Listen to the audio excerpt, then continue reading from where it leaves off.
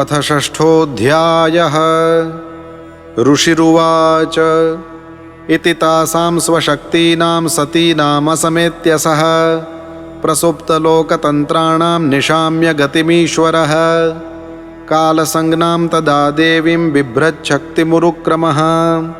त्रयोविंशतितत्त्वानां गणं युगपदाविशत् सोऽनुप्रविष्टो भगवांश्चेष्टारूपेण तं गणं भिन्नं संयोजयामास सुप्तं कर्म प्रबोधयन् प्रबुद्धकर्मा दैवेन त्रयोविंशतिको गणः प्रेरितो जनयत्स्वाभिर्मात्राभिरधिपूरुषं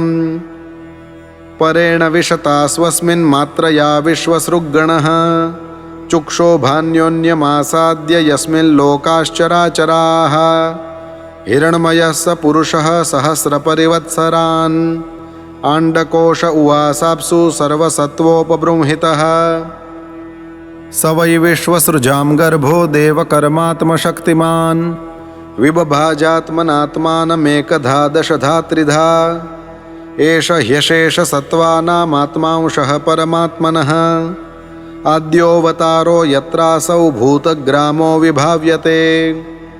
साध्यात्मः साधिदैवश्च साधिभूत इति त्रिधा विराट् प्राणो दशविध एकधा हृदयेन च स्मरन् विश्वसृजामीशो विज्ञापितमधोक्षजः विराजमतपत्स्वेन तेजसैषां विवृत्तये अथ तस्याभितप्तस्य कति चायतनानिह निरभिद्यन्त देवानां तानि मे गदतः शृणु तस्याग्निरास्यं निर्भिन्नं लोकपालो विशत्पदं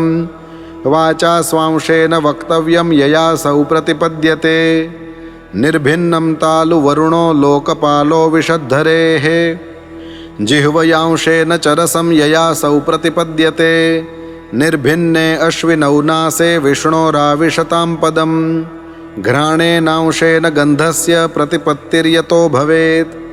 निर्भिन्ने अक्षिणी त्वष्टा लोकपालो विशद्विभोः चक्षुषांशेन रूपाणां प्रतिपत्तिर्यतो भवेत् निर्भिन्नान्यस्य चर्माणि लोकपालो नीलो विशत् प्राणेनांशेन संस्पर्शं येनासौ प्रतिपद्यते कर्णावस्य विनिर्भिन्नौ धिष्ण्यं स्वं विविशुर्दिशः श्रोत्रेणांशेन शब्दस्य सिद्धिं येन प्रपद्यते त्वचमस्य विनिर्भिन्नां विविशुर्धिष्ण्यमोषधीः अंशेन रोमभिः कण्डूं यैरसौ प्रतिपद्यते मेढ्रं तस्य विनिर्भिन्नं स्वधिष्ण्यं क उपाविशत् रेतसांशेन येनासावानन्दं प्रतिपद्यते गुदं पुंसो विनिर्भिन्नं मित्रो लोकेश आविशत् पायुनांशेन येनासौ विसर्गं प्रतिपद्यते हस्तावस्य विनिर्भिन्ना विन्द्रः स्वर्पतिराविशत् वार्तयांशेन पुरुषो यया वृत्तिं प्रपद्यते पादावस्य विनिर्भिन्नौ लोकेशो विष्णुराविशत् गत्या स्वांशेन पुरुषो यया प्राप्यं प्रपद्यते बुद्धिं चास्य विनिर्भिन्नां वागीशोधिष्ण्यमाविशत् बोधेनांशेन बोद्धव्य प्रतिपत्तिर्यतो भवेत् हृदयं चास्य निर्भिन्नं चन्द्रमाधिष्ण्यमाविशत् मनसांशेन येनासौ विक्रियां प्रतिपद्यते आत्मानं चास्य निर्भिन्नमभिमानो विशत्पदं कर्मणांशेन येनासौ कर्तव्यं प्रतिपद्यते सत्वं चास्य विनिर्भिन्नं महान्धिष्ण्यमुपाविशत् चित्तेनांशेन येनासौ विज्ञानं प्रतिपद्यते शीर्ष्णोऽस्य द्यौर्धरापद्भ्यां खम्नाभेरुदपद्यत गुणानां वृत्तयो येषु प्रतीयन्ते सुरादयः आत्यन्तिकेन सत्त्वेन दिवं देवाः प्रपेदिरे धरां रजस्वभावेन पणयो ये च ताननु तार्तीयेन स्वभावेन भगवन्नाभिमाश्रिताः उभयोरन्तरं व्योम ये रुद्रपार्षदां गणाः मुखतो वर्तत ब्रह्म पुरुषस्य कुरुद्वः यस्तून्मुखत्वाद्वर्णानां मुख्यो भूद्ब्राह्मणो गुरुः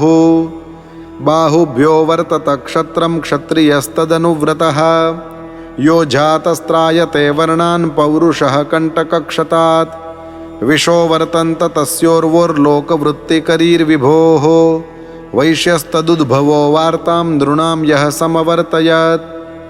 पद्भ्यां भगवतो जग्ने शुश्रूषा धर्मसिद्धये तस्यां जातः पुरा शूद्रो यद्वृत्त्या तुष्यते हरिः एते वर्णाः स्वधर्मेण यजन्ति स्वगुरुं हरिं श्रद्धयात्मविशुद्ध्यर्थं यज्जाताः सह वृत्तिभिः एतत् क्षत्तर्भगवतो दैवकर्मात्मरूपिणः